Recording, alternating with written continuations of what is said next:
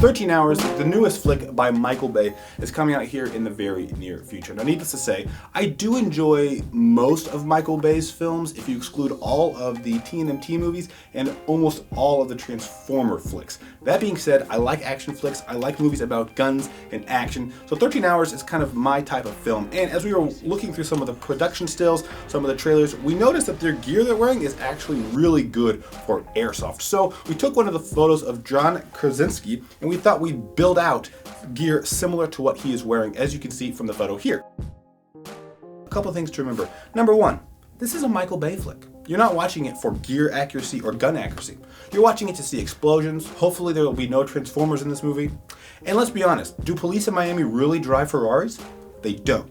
So just enjoy the gear that we've put together, because really we're basing this off what the movie has put together, but what we noticed when putting it together is this makes a lot of sense for airsofters. This is a perfect contractor type loadout for a weekend airsofter. So let's go ahead and jump into the gear.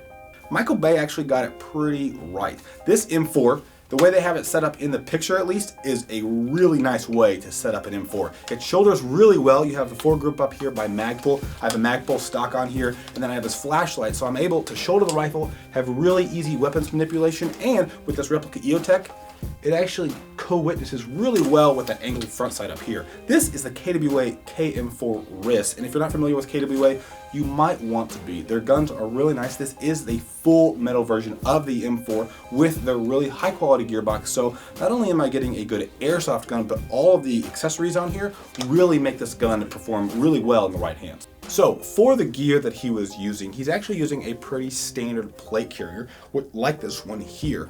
On our website, you can actually buy this plate carrier, and it does come with not only the triple mag pouches you see here, but it also comes with an admin panel. I went ahead and removed the panel because that's not what he chose to use, and replaced it with a single mag pouch. That is perfect because when you bring up your 226, which he is using in the film, you don't have to reach all the way down to your belt. It's right there for easy weapons manipulation. Next up, you'll notice that I do have this Z Tactical PTT. In the picture that we are basing this off of, he is using a throat mic with an ear unit. I just decided to show off the PTT because I don't know how you are going to choose to run your own comms gear, but having a PTT, a push to talk, is a very helpful thing when communicating with your team. It allows for more succinct radio chatter, and let's say you're shouldering your rifle, I can still get down my sight and use my PTT without having to do any other extra stuff to get to my comm. Now next up, you'll notice that he is using a pretty low slung grenade pouch. The same principle of the PTT also applies here, so that if you're shouldering your rifle here and I need to have really fast access, I can still be down the sight, get to my grenades, hand it to a buddy, throw it in a door, do whatever I have to do, and I'm still able to get that. Now, one thing I will say as an airsofter is that having this grenade pouch slung this low, and it's actually pretty loose, I don't know if I would enjoy that. I like my gear to be nice and tight so that I don't have to have a lot of wiggling parts. So having this kind of flop around during mid-game might get a little annoying, but once again, it's up to the user as to how they want to run their own gear.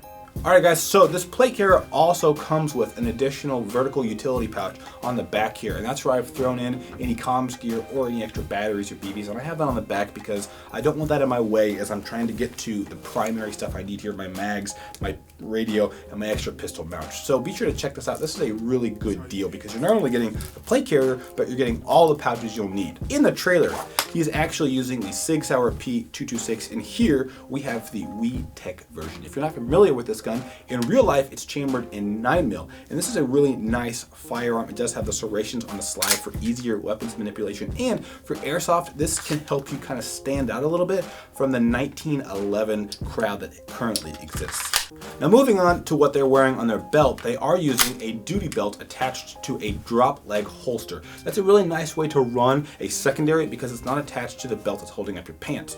Sure, you are wearing two belts, but if you ever just want to ditch your pistol, you can simply take off the belt, take off the drop leg, and you have even less gear on the field. Now guys, we do realize that we are missing a couple things. Number one, we are missing the Chris Kyle patch. We also are missing the blood type patch that he is wearing in the photo. However, guys, I hope this has been a helpful introduction to how you can not only get some really nice gear for a very affordable price. A lot of this is a lot cheaper than what you might find on other websites, but it also helps you kind of know how to run your gear, and seeing how people in movies wear it can sometimes inspire you to build a dope kit.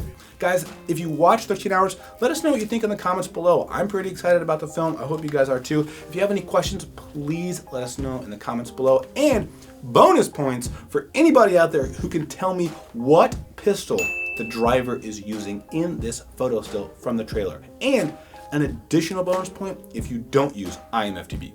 As always, guys, thanks for watching.